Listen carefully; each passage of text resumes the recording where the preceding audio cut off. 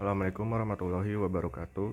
Saya Nipah Haji dengan NIM 19103011124. Jadi di sini saya akan menjelaskan tentang antalgik gait. Gaya berjalan antalgik dapat disebabkan oleh berbagai faktor akibat nyeri di bagian manapun dari ekstremitas bawah. Biasanya disebabkan oleh patologi pinggul atau lutut atau dari gejala radiasi cakram yang parah. Pasien menjaga dari rasa sakit ekstremitas bawah yang terlibat. Rasa sakit dapat diatasi dengan menggunakan tongkat di sisi berlawanan dari ekstremitas yang menyakitkan. Siklus gaya jalan yang normal itu biasanya stage pass itu 60%, kemudian swing passnya itu 40%. Nah, kalau orang yang mengalami antalgik gait ini biasanya kebalik, stage passnya 40%, swing pass less than-nya 60%. Selanjutnya ada postural. Ini biasanya ada di pelvic drop kontralateral atau badan kondong ipsilateral. Kemudian gaya berjalan antalgik akibat nyeri lutut terjadi dengan ciri penurunan pembelahan pada sisi yang terkena. Lutut tetap fleksi dan pembebanan di jari kaki mungkin terjadi selama fase stanch. Yang pertama itu ada initial contact atau heel strike to landing response atau foot flat. Nah, ini itu terjadi karena insufficiency pada saat knee flexion atau enggak knee hyperretraction. Kelemahannya adalah knee extensor.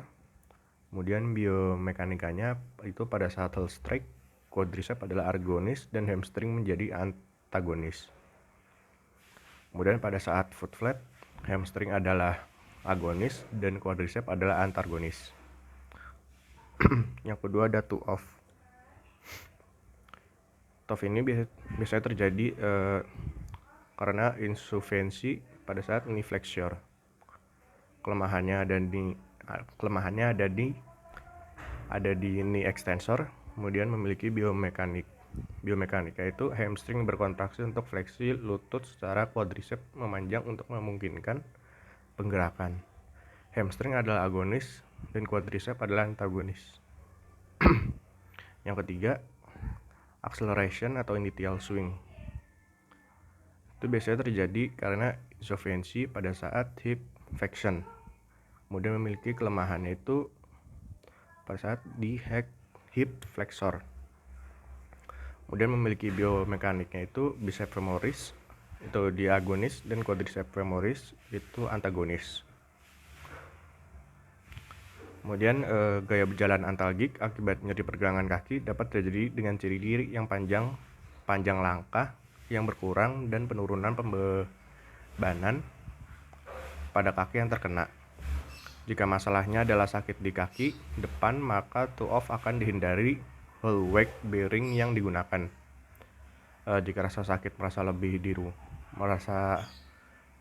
terasa sakit terasa umumnya dapat menyebabkan pembebanan di lateral border.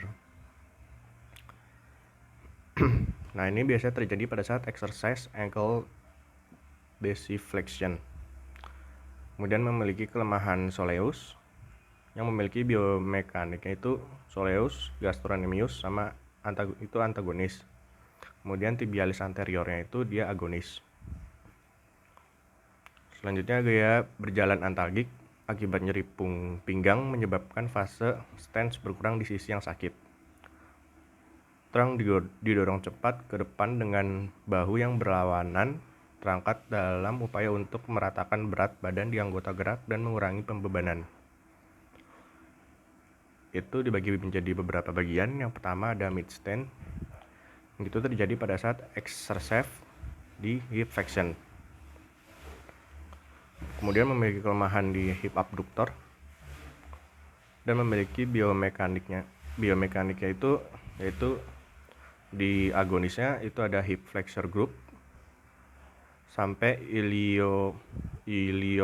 psoas, kemudian ada TFL, kemudian rectus femoris, kemudian pertineus sama sartorius. Kemudian di antagonisnya itu ada hamstring, gluteus medius sama gluteus maximus. Yang kedua ada terminal stance atau heel off. Itu biasanya terjadi pada saat insufficiency hip extension. Kelemahannya ada di hip abductor. Kemudian biomekanikanya itu pada saat itu agonis terdapat di hamstring, gluteus medius sama gluteus maximus.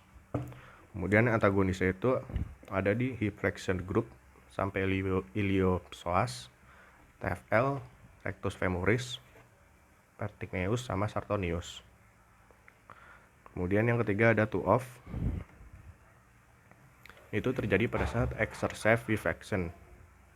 Umumnya bukan karena kelemahan otot. Kemudian biomekanika itu otot yang aktif rectus femoris itu dia agonis. Kemudian hamstringnya itu antagonis. Sekian penjelasan dari saya. Yang lebihnya mohon maaf. Assalamualaikum warahmatullahi wabarakatuh.